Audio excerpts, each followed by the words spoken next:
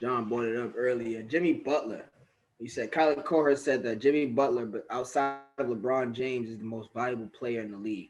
Anybody here agree with that? They don't play the hard way. Yeah. All right, y'all. We are back through the hallway. Tariq Rashad, Just John, Mary Yes, Man. sir. We're gonna jump right into some of these quotes. We don't got a lot of time for them. I'm gonna start with the great Drew Brees. It's called it quits at the amazing, astonishing career. One quote that I liked, Demario Davis said, "Man, these past 3 years have gone by extremely fast, and honestly, I'm somewhat speechless. First, congratulations on a Hall of Fame career. The time and energy you devoted to this game, you now get to invest in your family and other countless opportunities that await you. And as we know, Drew Brees is moving on to definitely some bigger and better things. Also, want to acknowledge his place in football history in Canton, Hall of Fame player. There's been a lot of talk this week. Is he an all-time great? Is he not? Is he potentially overrated? And some have said the others. Some have said that he may be the pound for pound the best quarterback to ever do it. So where do you guys stand on this list, John? I know you're a big Drew Brees supporter. Drew Brees over Aaron Rodgers for you. So I'll start with you. I think you got to give respect when respect is due for his longevity. And Drew Brees, let's not get it twisted. He wasn't the most um he didn't have the greatest physique. Like he was one of those guys literally standing on his toes to throw the ball deep. Because he was only 6 foot.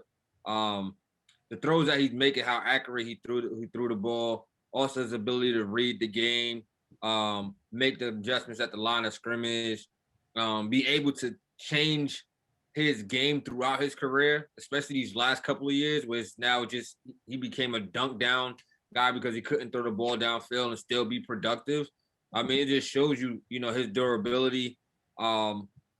And also he changed the culture over there in New Orleans. Yeah, you had decent teams before, when you had Aaron Brooks and you had Deuce McAllister and Joe Horn and those guys. But when you think about championship football and you think about, the culture of the New Orleans Saints and who that, you're talking about Drew Brees. You're talking about his connections, making guys like Marquise Colston good, who came out of Hofstra, and you didn't even know who his name was, Round pick, right? So, Darren Sproles, Reggie Bush, these guys, have a lot of their success is contributed because of the leadership of Drew Brees. So, with that being said, you got to give your hats off to him and his resiliency, even becoming that guy who was a number one pick, getting hurt, and then the franchise dropped him for him to believe in himself and to go with Sean Payton and become the guy that he is now. So I think that he is a Hall of Fame quarterback without a doubt. He is going to land among the all-time greats. He's in the top 5 in almost every passing statistical category. So with that being said, when it comes to stat-wise, yes, he could have done more winning. Of course, there's been some things when it comes to just winning and losing seasons. We know that the Saints have had some terrible seasons with him at the helm. But ultimately, his stats say a lot for it. It speaks a lot. And also he got that championship over there in New Orleans. So I'm going to go with he's definitely top 10 on my list. Be safe. Yeah, I mean, what can you say about Drew Brees? I think he's first all time in passing yards, first all time in completions, I believe, in those two categories. Second all time in passing touchdowns, fifth in career passer rating, second in passing attempts. And you got to remember, I mean, the Chargers gave up on this guy. The Chargers said he was too small to play the position. Uh, New Orleans wasn't the immediate fit. It wasn't. He didn't start his career there, like say a Tom Brady. He had to make that town welcome him. He had to earn his spot, and for him to hold down that spot, I believe was 15 years he was there. For him to hold down that spot for that long, and then all the accolades that come along with it. like you said, John, standing on his tippy toes, 6 feet, can barely see over the line of scrimmage. Um, Very cerebral at the position. I think he sits right at that 5-6 spot for me. He has the championship, he has the longevity, and you know me, I love the story. I look at a guy like him, and the story fits with with the adversity that he has to face. Coming back, even last year, coming back from what 4 broken ribs and a punctured lung. That's amazing. The year before I believe he got hurt was a concussion. I forget what it was. He broke something, but Drew Brees was hurt 2 years ago as well. Um, so even through his old age, he's fought. He's been successful. The team went 3 years in a row where you make the Minnesota Miracle, where they should have went one game further in the playoffs. The missed pass interference, where they should have possibly went to the Super Bowl against the Rams. Um, so he's been real close to being in the Super Bowl, to having an opportunity at that game. And he's always, for the most part, put his team in the situation to be better, even when they were bad. Drew Brees was throwing for 4,000 plus yards, and the offense was still booming. So shout out to him at the position. And I'm looking forward to see what he does next. I also want to shout out the opportunity that he took over his mishap or miscommunication of what kneeling during the national anthem meant to other players, both on his team and across the league, and the attempt that he took to close the gap from where his thought process was and what the movement actually was. I want to commend him on that as well. So yeah, shout out to Drew Brees. Yeah, man. As a Falcons fan, I'm a quote what Atlanta Falcons social media says: "We thank you, Drew, but we won't miss you." I would not miss playing against that man at all, man. And like he was one of those quarterbacks when in his prime, if he just released the ball, he's like, God dang, because you know he found somebody that was open. Like you just know it's just gonna be completed pass. So definitely a Hall of Famer. My only knock, I guess you could say, is that he didn't win MVP, so I wouldn't put him up there maybe as high as like the Rodgers and Mannings and Brady's and all those great all-time guys. But I kind of just made a list, and I'm just like, yeah, he about 7-8. So he's definitely a top 10 quarterback, and he did have a hell of a career, and especially his story, like you said, Ty, being an undersized quarterback, second-round draft pick, being released after he hurt his shoulder, and to really rejuvenate his career in New Orleans and give Sean Payton that pedigree of being an offensive genius. That was definitely because of Drew Bree. So hats off to the guy, man. Copy that. We're gonna do one more quote. John brought it up earlier. Jimmy Butler. He said Kyler Coher said that Jimmy Butler, but outside of LeBron James, is the most valuable player in the league. Anybody here agree with that? I mean, it depends on what you call value. Like, not talent wise. No, Jimmy Butler is not the most talented player in the NBA. Mm-hmm. But if you look at just the sheer record of when Jimmy Butler was out, right? You got COVID, and then a time span that they were out, and what their record was to now, their record being, I think they're one of the top 5 seeds in the East. That has you talk about value, bro. That's all on Jimmy Butler. That was the only person that was missing.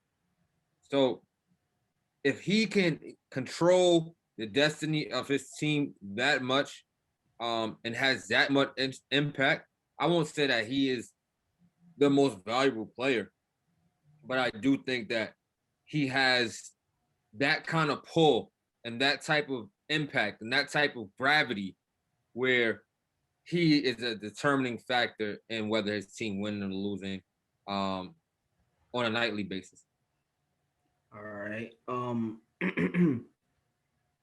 When he says, it brings up so many questions for me. When he says outside of LeBron, it makes me wonder how far he thinks that gap is. Is it like a LeBron 1, Jimmy Butler 2 situation? And it kind of makes me feel like it's not really a respectable comment for someone like LeBron, who has done so much more than Jimmy Butler over the years. Yes, Jimmy Butler made the finals last year, his first finals appearance. Yes, Miami looked terrible without him, and they are the 4 seed right now with him back in the lineup. Yes, he means that much to Miami. Yes, I like Colin Cowherd sometimes because he comes out of left field with things like this. And you could say, hey, someone needs to make an argument for Jimmy Butler for MVP. Cool. I can respect that because I believe that the award should go to the most valuable player to his team, meaning that his value is insurmountable. And I think Jimmy Butler has shown this year that he is that type of guy. But he's not the most valuable player in the NBA. He's not. Jimmy Butler has been on teams that were good. Jimmy Butler has never been to the championship before. Chicago has gone far, but never been to the championship. And he had guys like Derrick Rose on that team. Philly went to the second round and lost to Toronto, who eventually went to the championship. And yes, Jimmy Butler did make that last shot, but the team did not win the game. I've seen Cleveland knock Jimmy Butler out when he was in was that Chicago? Where was he? I think that was Chicago. No, he played in Minnesota.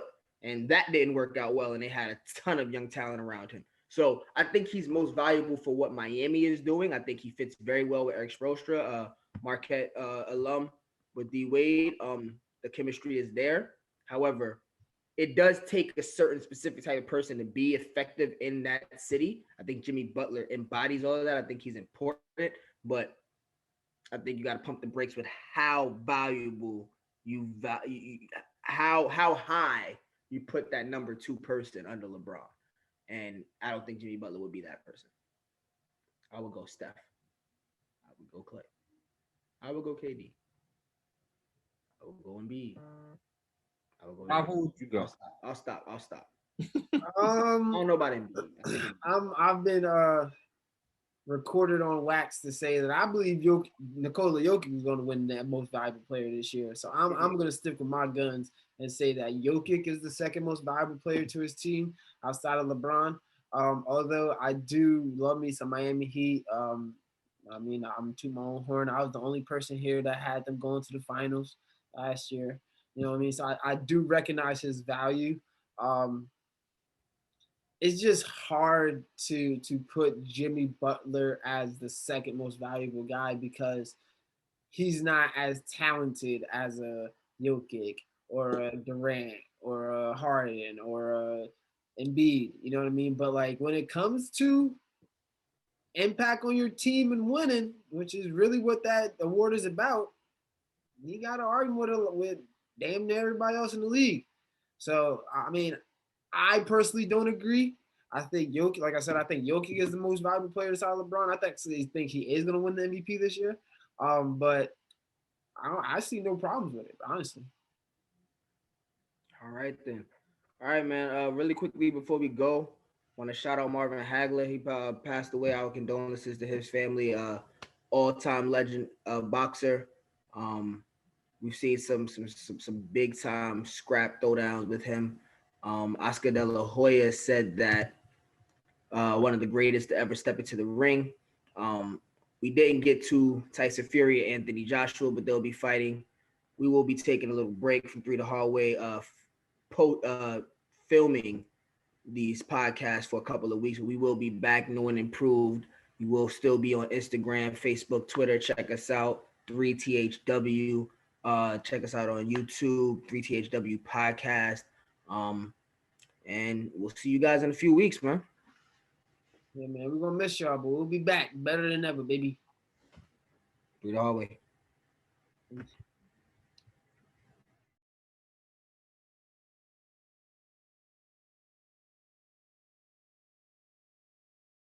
They don't play.